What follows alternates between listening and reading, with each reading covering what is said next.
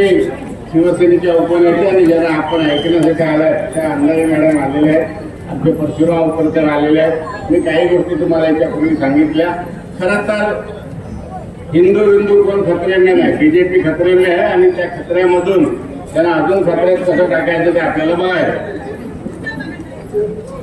नारायण राणे किंवा भारतीय जनता पार्टी जर आपल्याला सांगत असेल की आम्ही विकास करण्यासाठी आम्हाला मत द्या, तर एक गोष्ट आपण सगळ्यांनी लक्षात घ्यायला पाहिजे की 1990 मध्ये नारायण राणे आपण निवडून दिलं.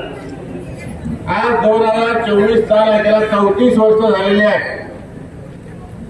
ग्रामपंचायत पंचायत समिति खतरे में नहीं, खतरे से बाहर निकालना है तो देश को निकालना है और भाजपा को बाहर करना है. महंगाई वाढलेली आहे, बेरोजगारी वाढलेली आहे,